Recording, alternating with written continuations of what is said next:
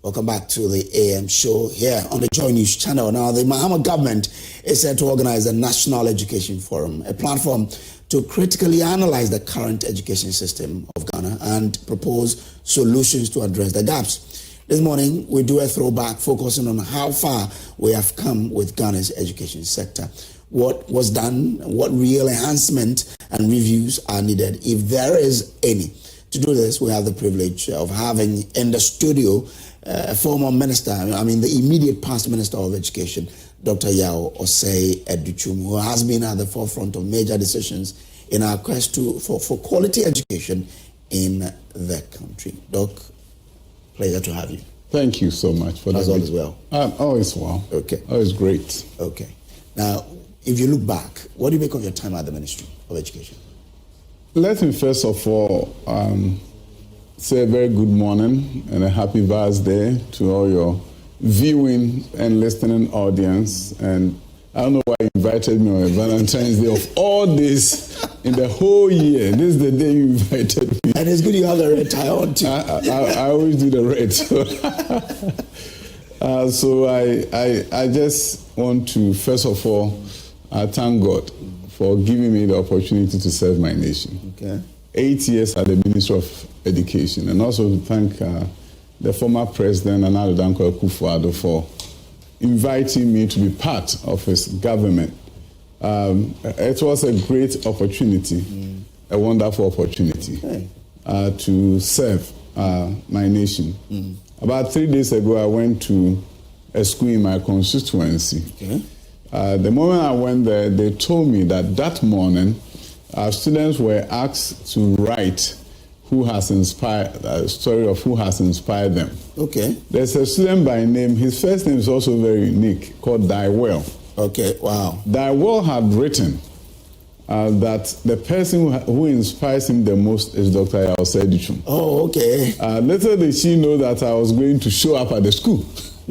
So when I was there, I said, yeah, Daiwell was writing about you. That's a beautiful coincidence. Yeah, beautiful coincidence. They showed me what she had written. Okay. And it really touched me to know that a child that you don't know will just feel like you have inspired me to be a great individual, and one day I want to be like you.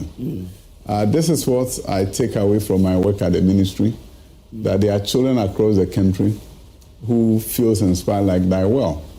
And there are others around the country who have grown up at places with less means and see my story of how I grew up and became who I had become, to feel inspired that one day they can even do more than what Dr. Yaw Adutwum has done. So when I look back at those moments where you are making an impact on the lives of many people. Many people see hope through your story. And that to me is the most significant thing, apart from all the other things that we may have done. The bottom line is that somebody like Daiwell feels that you have inspired me. And that to me is the most important thing. Okay. So, yes, a lot of people I'm sure are inspired like Daiwell.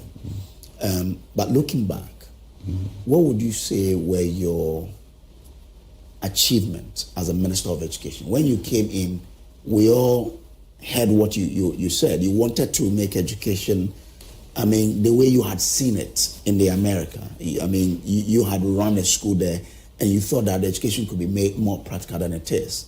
What would you say were your biggest achievements as a minister? I would say that when I became Minister for Education, I was invited by Harvard University.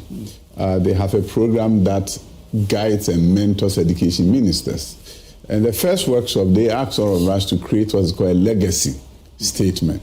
My legacy statement was to make Ghana the best nation in STEM education, one of the best in the world in STEM education. And when I reflect upon the legacy statement that I shared with the University of Harvard and see that we're able to do it.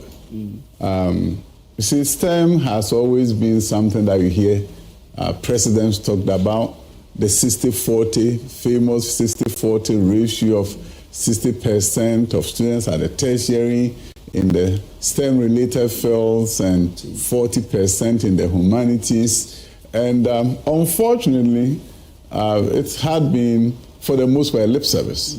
Because I don't seem to understand how you have about 14% of your students in the high school enrolled in science. But when they get to the university, you expect 60% of them to become science-related students. I mean, it was just a talk. So we had to begin to take a look at what is going on around the world. And of course, I always say I'm one of the luckiest education ministers in the world, having taught in the classroom, got an opportunity to develop schools in America, that kind of experience, and doing a PhD in education policy and administration. So what I, through under the leadership of the president, looked at was STEM education, the key to the future of Ghana's transformation. Not just an education, but we are talking about how does education change the fortunes of your country. So if your sense of urgency is the transformation of Ghana, and you happen to be the education minister, you are looking at what are the gaps. Because in education, you have to look at access, you have to look at the quality of the education system, and then look at the relevance of the education system. When the education system is not relevant to the socio-economic transformation of your country, it's education to nowhere. All the students can pass the exams and people jubilate that their children have passed the exam. But if you happen to be the education minister, you are concerned about, am I producing the people that can really champion transformation of Ghana? So that is what led us to STEM education. The emphasis on STEM was to make sure that in this 21st century, in this fourth industrial revolution, are we going to create a competitive economy? Are we really going to change the fortunes of Ghana? So when you hear STEM education, it's not just children coming to school. When you see them doing robotics, you see them flying drones, you see them doing things that we've never done before. It's creating the next generation workforce in the 21st century, in the fourth industrial revolution, who will lead the transformation of Ghana. And that was what my focus on about. If you look at Vietnam, Vietnam is making great strides in industrialization. Okay. Now, Vietnam has 93 million population. They produce 100,000 engineers every year. Now, Vietnam is the toast of East Asia. Every industrial giants are flocking to Vietnam. In fact, the last time I checked, Samsung has its largest manufacturing plant anywhere in the world, in Vietnam. Okay. Now, Ghana, with over 30 million population, in a very good year has 7,000 engineers graduating. If you look ratio and proportion, we should be doing over 30,000. Engineers? Yes. Because engineering have so many fields. Software engineering. Let me take you back to the point about STEM. Now, when you refer to the man who went to, the Chinese leader who went to Japan and came back to China, he tackled the teachers, right? Because he said he wanted to change how it is done. But I didn't see you do much of... Maybe you didn't hear me talk about it. Okay. I'm so happy to tell you that the current Director General of Ghana Education Service, Professor Davis, he was one person that I tasked to develop a bachelor's degree in STEM education at University of Cape Coast, and he did. Okay. So he put it together, brought it to me for a review. He had done a review with all his professors, and today I'm happy that Cape Coast has submitted, at the time I was leaving, they have submitted their curricula for training of STEM teachers to GTech. We also have 2 STEM colleges of education that we're building at the time I was leaving, one at Karaga and one at Tepa in Ashanti region. And this was to train the next generation of STEM teachers in Ghana. So yes, we were seriously looking at how do you train. And also, we have a number of projects that were ongoing. No, but I thought that would have been your first focus, to train the teachers to handle the You see, training. when you are Ghana, you don't have a lot of time. Okay. You do the two at the same time. So for example, there were teachers who were being trained through Televic, which was a funding regime that we have from Belgium. They were training teachers across the country. TTEL, which is funded through MasterCard Foundation, was also training teachers across the country. So teachers who are now in their jobs currently were being trained. But in addition to that, we needed to lay a strong foundation to bring in more, to train them so that they can really do the job that they were supposed to do. Okay. All right. So how many STEM schools do we have now? We have the freestanding new ones that we built were about, I think, 11 of them at the time that I was leaving office. But we also have STEM Fully centers. completed. Yes. And, we also have ready to be used. Ready to be used. Okay. But like Abomosu in Eastern Region, Kwase in Bono, Bosomtwe Girls, the ones, we have other ones like Pasempe in the Northeast.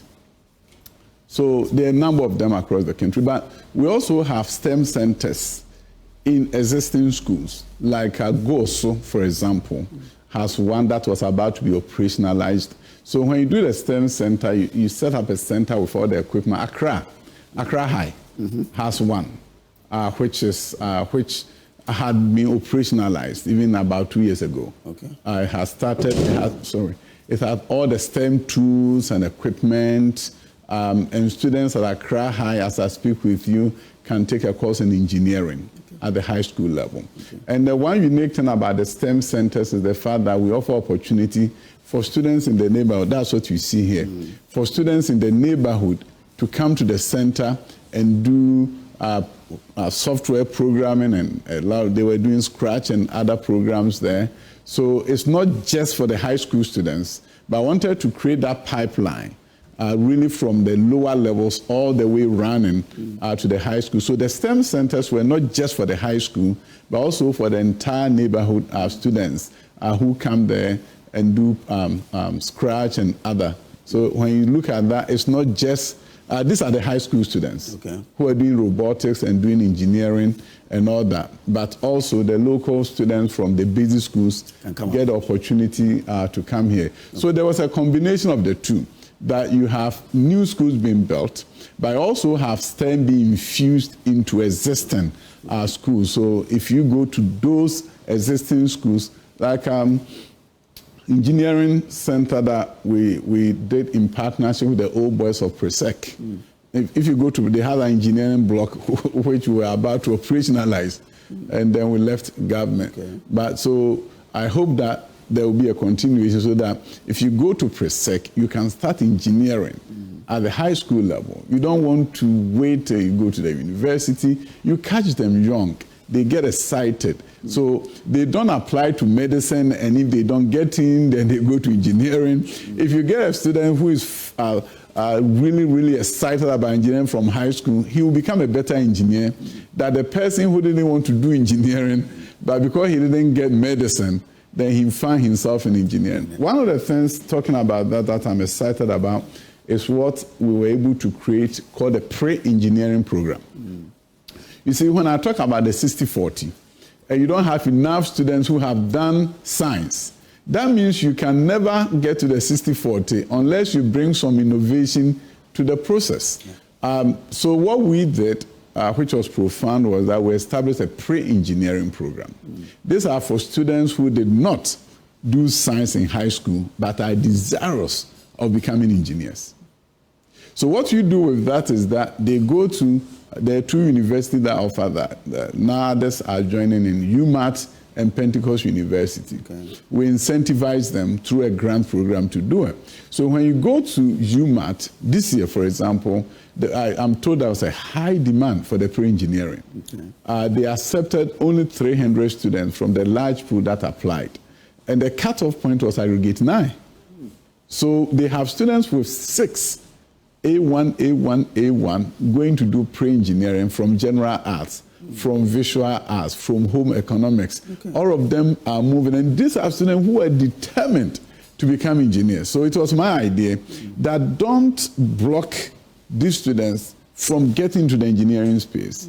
They may have not been counseled well at the high school, they got into general arts, they got into visual arts, they got into home economics. Don't stop them if they have the desire, because these are the people who become your innovators.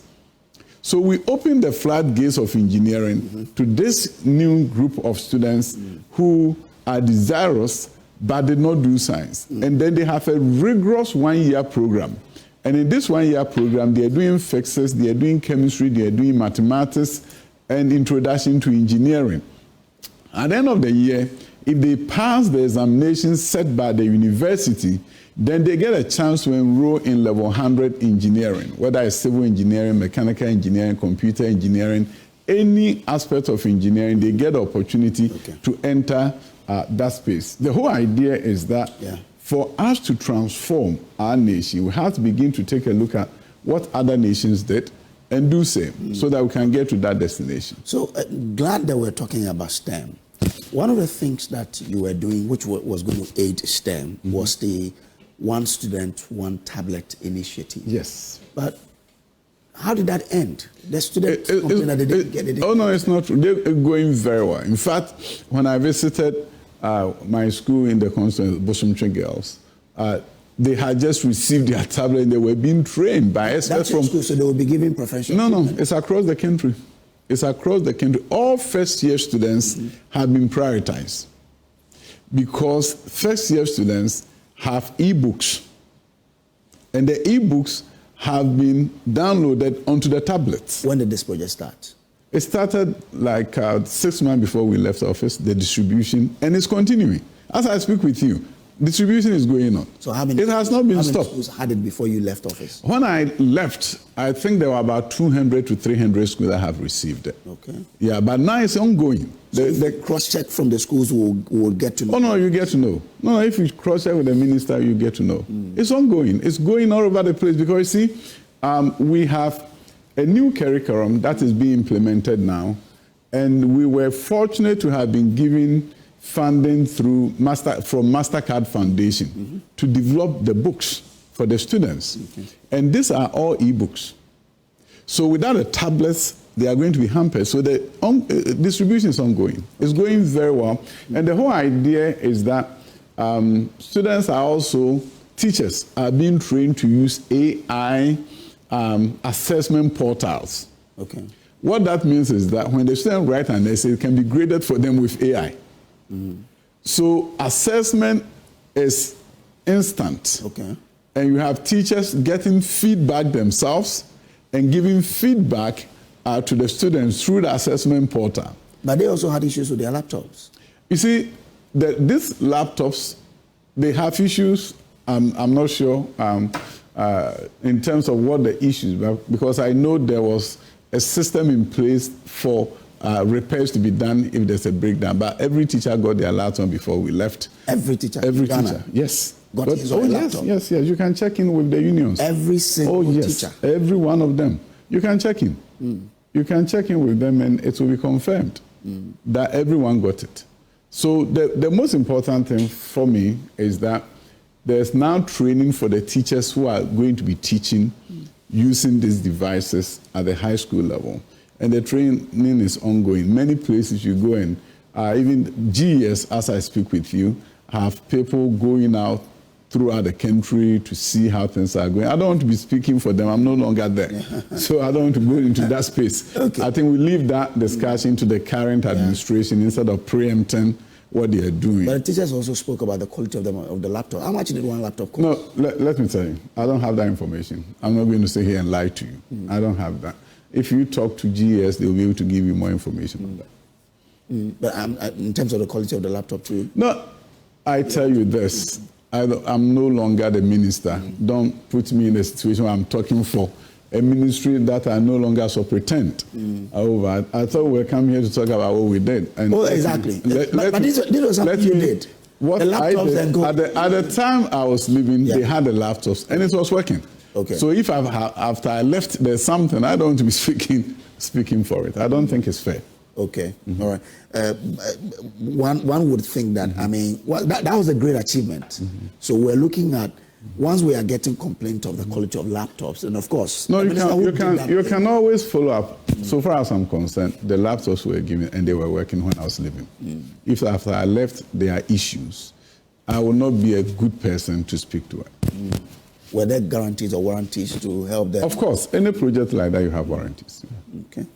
All right. Now, there's been a lot of controversies about the exact number of people who benefited from that wonderful policy. I always say it's wonderful because if I had not gotten World Vision to pay my school fees, I would not have been able to finish basic, finish SS before I even go to the university. So I liked it. But now, as to the exact number of students who benefited, we don't know because there's different figures out there. You are the minister. You were the minister. How many students benefited? I think we have issued a statement on this, but just for the benefit of your audience and yourself, you haven't seen it. The first time this issue came up was through Ministry of Finance. Their accounting for expenditure indicated the number in terms of first year how much they funded, the second year how many students they funded, the third year how many students they funded. So arithmetically, they were looking at how many funding units that they had done from a certain period to a certain period. And that arithmetic is what gave the 5.7 figure coming from the budget reading on the floor of Parliament. Okay. But you should also know that when you are dealing with not the funding units, but you are dealing with beneficiaries, if you are not doing a one-year program, people are benefiting a number of times in order for them to be fully classified as beneficiaries. Okay. So if you are counting the funding units and you are saying, okay, in our budget, 2017, we funded 360,000. 2018, we funded 700,000. That is in the budget. Then you go to the third year and say, in the third year, the number increased to, let's say, 1.1 million. So 300, 700, 1.1, this is the total number of funding units. Okay. However, when you do that, you are presuming that it's a one-time funding. So if you are dealing with graduate students who are going to university for 1 year, you'll be right. Okay. Because you fund them once and they are gone. You fund them once and you don't repeat. But if you do calculation based on a high school program that way, you are literally doing a double counting. Okay. Because the student who benefited first year that you funded at 360,000, he's included in your second year. 700. 700. And then the 700 is then included in your third year, 1.1. So the best thing to do, instead of adding the 360, the 700, the one, is to take the 1.1. Okay. Because that is cumulative. Yeah. Okay. So this is what we realized that the Ministry of Finance had done. And in fact, it was even before we saw it, some other CSOs had gone to check because they thought something fishy was taking place. That if you are adding this and adding this and adding, so are you receiving funding for the double counting, or are you receiving funding for the third year number? So when those calculations were done, we realized that the funding in terms of beneficiaries should be based on the third year number, and that you should not be counting the first year and second year, even though it sits on your books. Even though it sits on your books at the finance ministry, that this was the number that you funded, the number that you funded, the number you funded. So you can use that for your calculation. Okay. But it should not define the number in terms of ultimate beneficiaries. Okay. So it was this arithmetic error that showed up that then found expression at the ministry. But quickly, after some time, we called and said, no, something is going on here. So if you look at the numbers, then when we did the reconciliation, that is when we were able to see that, oh, this was an arithmetic error. So even in the 2024 budget, they then listed the numbers breakdown so that everybody will see that it's not as if the education ministry was funded based on this number and the actual number was this. So if you go, the ministry numbers will tell you that there was nothing untoward. It wasn't any situation where somebody was trying to get more money and then say that this were the number of students that were funded. So I think it was some accounting thing, error that happened. And unfortunately, it took us some time to discover that, when at education, we should not be using the numbers as so articulated from the finance ministry. So from your ministry, what was the number? 3.5. Oh, 3.5. Oh, so okay, that means that you agree with what our research team put out there, 3.5 million. But from your experience, what you do know, as a minister who has implemented this, I mean, first 4 years as deputy, second 4 years as the minister, would you then agree with people who suggest that those who can, we should allow them pay? I think I wouldn't want to preempt. This new government have not been there for too long. I don't want to go into that space. They have set up a committee. I think it's better you allow them to settle in to understand the issues and then lead their own discussions. But it won't be bad to hear from a former Minister of Education. I want to give them time to settle in. We came and understood clearly that our policy was just like pre-tertiary education policy anywhere in the world. Go to America, they are the ones who first introduced this. Secondary education is for all. After all, the so-called those who can are the taxpayers, the chief directors of ministries, headmasters, people who are being taxed in this country at a very high level. They are the ones that will say, government is going to spend, but we are not spending on you. You don't create a more cohesive country that way. That was our policy for 8 years, and we did it. So I'm not here to prescribe any pathway for any new government. That was our policy, and we felt that everybody should benefit. So that's why I say I don't want to offer any suggestion, but I'll tell you what we did as a government and why we did what we did. That I think that taxpayers should also benefit from the taxes that they are paying. So what brought about the many challenges that bedeviled the policy? I won't say bedeviled. I think... characterized. I'll tell you. The opportunity that was presented to this country was the fact that we're now educating children for 21st century. You see, you cannot overlook the benefit and then jump to the challenges. When you look at this youth and what they were doing, coming from backgrounds that they couldn't have had a chance, now they had a chance. You can't talk about transformation of a country if education is not equitable. We had run a country for many years where there was something called cutoff. And for those who did not know, because their children were not affected by it, every year the ministry or the Ghana Education Service would take a look at how many spaces were available in secondary schools. And then based on that, they will set the aggregate that qualifies you to enter a public senior high school. In some years, maybe I get 28. If you get more than 28, you don't go. Sometimes maybe less. What that did to many families who could not afford is that secondary education was not for them. And it got so bad that some parents began to see that they had to do something for their children. But the public school system said to them that you cannot come here. So that is why there was an emergence of private senior high schools all over the country. So when the public school rejects you, then you go to the private school.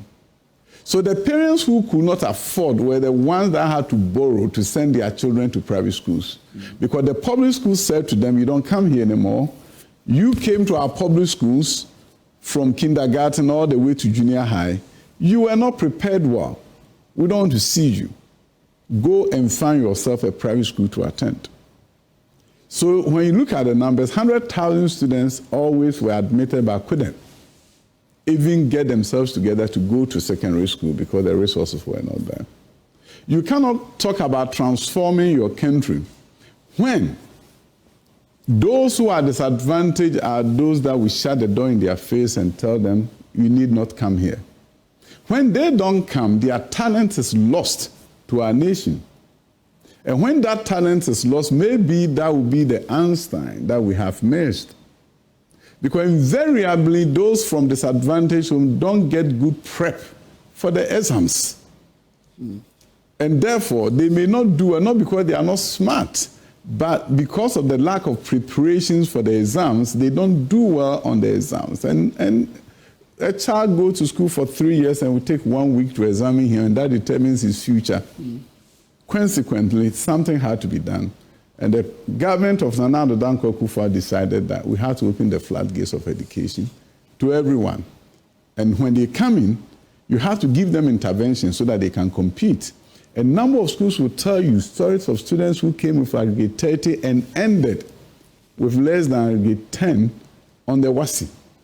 Because it's not because they were not smart, the background, the schools that they attended, did not give them the opportunity to be competitive on the BEC. But when they come in, and see the environment, the excitement that I'm in school, they go to work. And a number of them end up doing very well in terms of their performance on the WASI and move on to great things. The WASI performance is not merit, because you speak to some of the teachers and they tell you the quality in the senior high schools has dropped hugely. How do you tell me quality has dropped when the same standards are being used in the assessment and they're doing better? We're buying quality has dropped. No, it's not past questions. Quality has dropped. How do you define quality? Let me tell you one thing. There's a difference between, if you know education, we have what is called criterion reference test and a norm reference test. When you go to WASI, the exams measure mastery. So, when students are getting better performance, it cannot be that performance has dropped. If you are using a norm reference exam, you grade on the curve. So there are some years where somebody will get 70 and get A1. And if it's a non-reference test, some years somebody will get 60 and still get A1 because all of them didn't do well. So if we are using a non-reference test, you can make that assumption.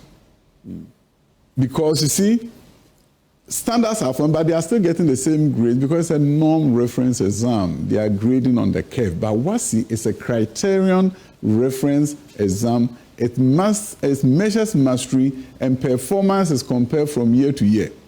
When you look at BEC, BEC is a non-reference exam. You grade on the curve. WASI is not a non-reference exam.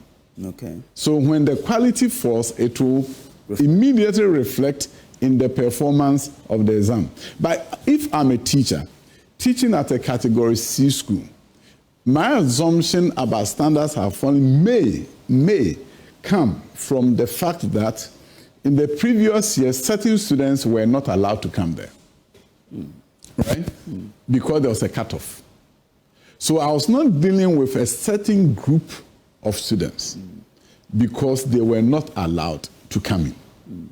Now with the removal of the cutoff, there are some students that are going to come there that may not have the same level of proficiency as those who are used to teach.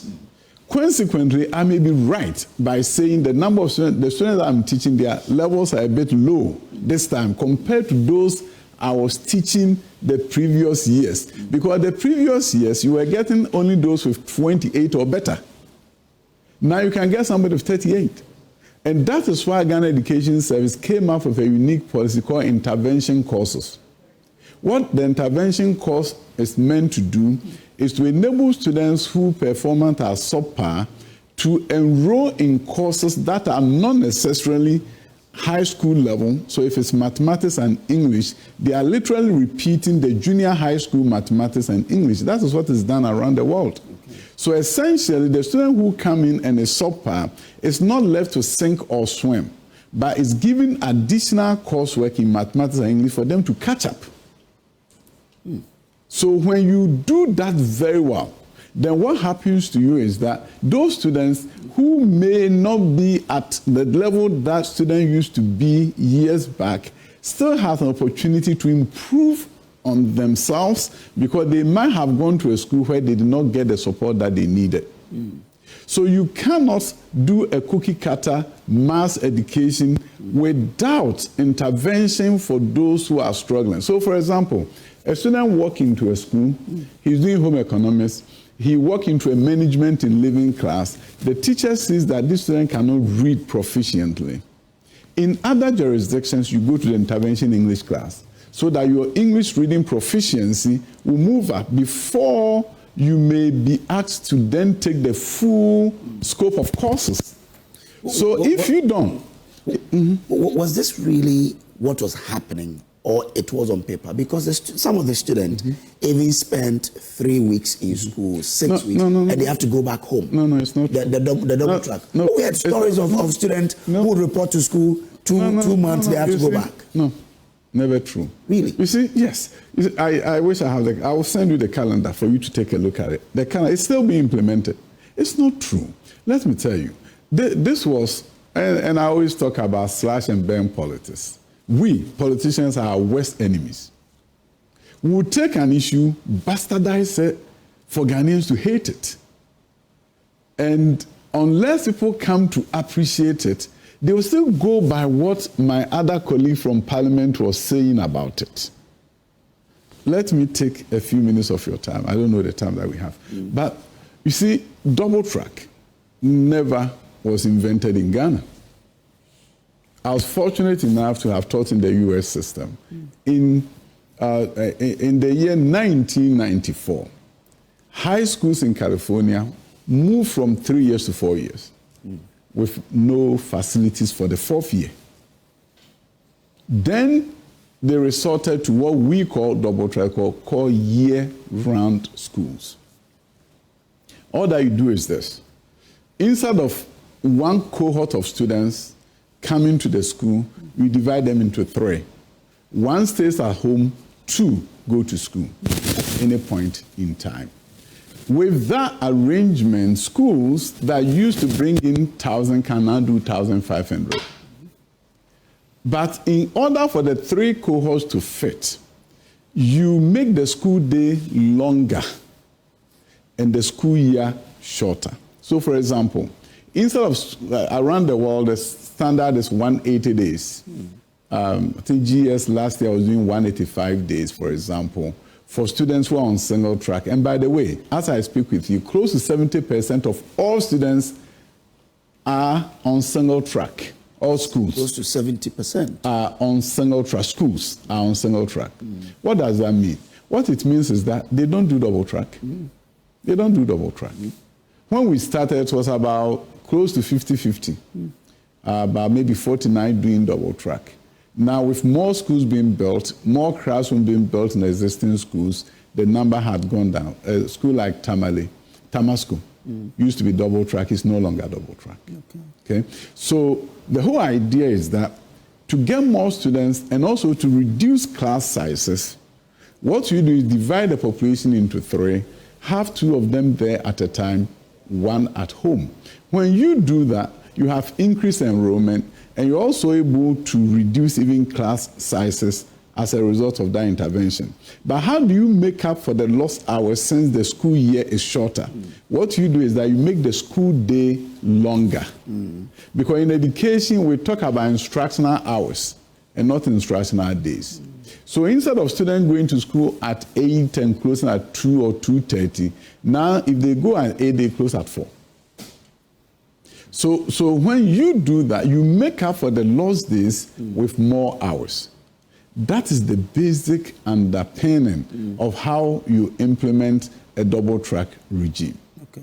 So And in Ghana, the interesting thing was that double track was not implemented, unlike in the US where we did it based on lack of space in the schools. In the Ghanaian context, the major issue is lack of space in desirable schools because we allow parents to choose. So there were some schools that had the space, but students weren't there? Yes, because so if there are a number of category C schools, people don't desire to go there. And we don't, because we don't have community-based secondary education. So you don't force people to go to a certain school. In other jurisdictions where there are community-based secondary education, you go to the school in your community. So in those cases, there will not be any school for the most part left where there are spaces and you don't have enough students. There are a number of schools across the country at the category C level with spaces. But you also have students and parents who want the best for their children, and rightly so. I want Presec and I want Presec now. I want Wesley girls, I want Wesley girls now. What does that mean?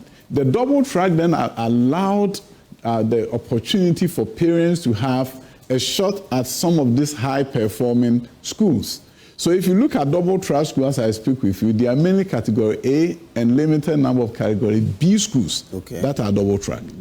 The rest of them are no longer double track. The children go to school at the beginning, all of them together, and they vacate all of them together. And that is the norm in Ghana as I speak with you. But look, my question was to the effect that it got to a point parents couldn't plan. Because the GES will release the timetable to the students are supposed to report. The next few moments, the students are supposed to come back home. No, I will tell you this. When you do this calendar issue, sometimes there can be some problem, no doubt about it. So I won't sit here and say there was no challenge. But I'm just saying how the system was working for the most part was what I have described to you. So for example, in some schools, when you don't have too many students maybe doing a certain subject, right? And you have two teachers. A number of times you have a situation where when one track is on vacation, because the ideal thing was that when the students were on vacation, the teachers go on vacation with them. But you may go to a certain school that the headmaster may have made a judgment that because we have limited number of students enrolled in science, I have only 2 science teachers, and therefore I will use them when this track is off. So there are some teachers who were adversely affected in that manner, but it was not supposed to be that way. If you're a teacher and you are on track A, when students are on vacation, you have to also be on vacation so that there's no extra burden on you. But sometimes as you implement, there can be some deviations from the norm. And no doubt there could have been some deviations from the norm. But the actual design, how it was supposed to work, was to increase enrollment in the desirable schools. And the schools that had challenges, you allowed them to do the single track. And they had more time to work with the students because now their school day is longer and they have more school days. And therefore, track C, most of your category C schools, almost all of them, category C, are single track. Is that how come you couldn't achieve your target of eliminating double track before your tenure ends? Because the double track earlier, it wasn't even supposed to have been there for the entire 4 period of your first term. Oh, no, it's not true. We told the country, I remember the President Kufuor launching in Tamale. We gave the country up to 7 years. Up to 7 years. But so yes, couldn't do it. Yeah. Definitely, it didn't end at the end of the 7 years. See, double track started in 2018, not the first year. Yeah, so the 7 years was to end with our tenure. Oh, really? Yeah, because the first year actually was to end somewhere even after our tenure, because the first year we started in September 2017. September 2017, it wasn't double track.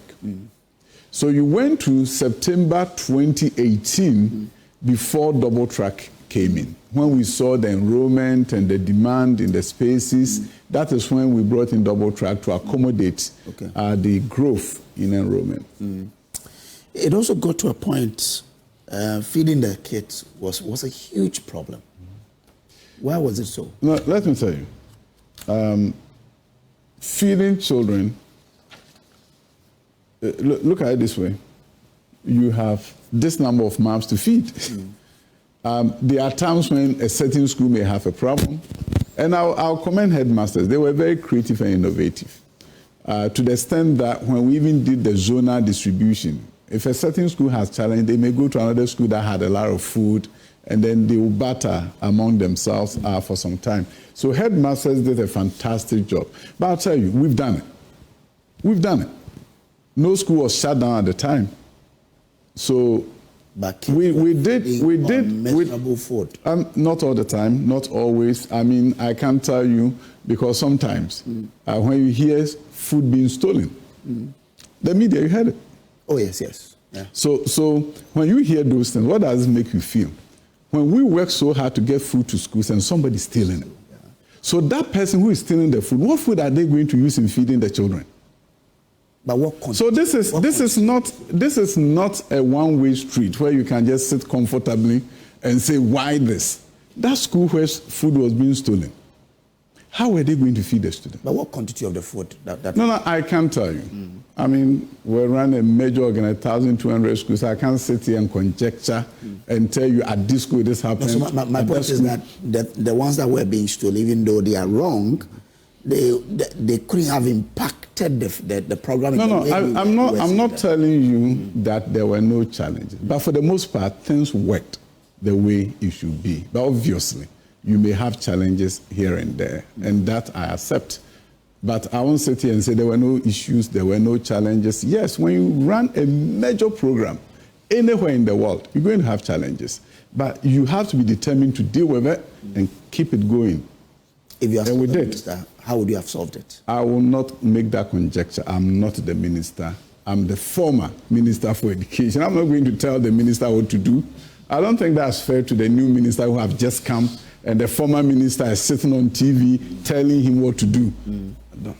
Why don't you allow parents to even take charge of feeding? I'm not going to make that conjecture, and I have to be clear with you. It's not I'm not the Minister for Education. I get it. I've done my part, and Anado Danko Akufo-Addo, I will not tell the current minister what to do. It's not fair to him. He's a seasoned politician. Let's go to your time. Why didn't you allow parents to come into the feeding of I've finished it. I've done my work. It's over. I'm not going to look back and say, why couldn't this? No. Hindsight is 2020. I did it.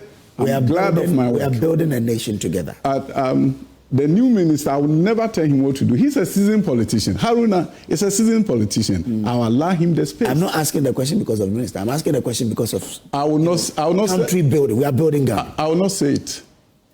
I will not. I choose to respond. I'm not responding. I'm not going to tell the new minister what to do. Haruna is a seasoned politician.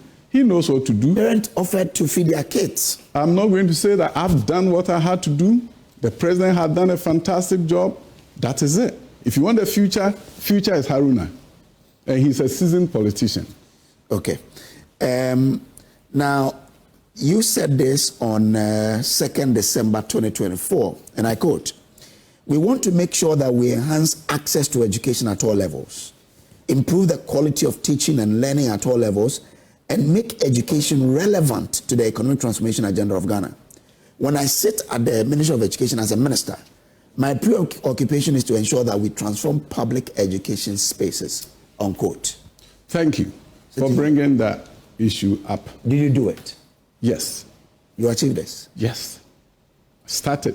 And I did what had never been done before. 80 public schools open one day. Never happened before. Go to East Legon, Accra STEM Academy. Go and see that public school.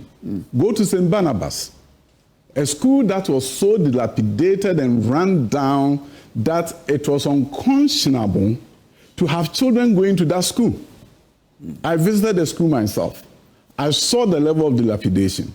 And this was Osu in Accra. I was angry that this should not be happening, especially in Accra.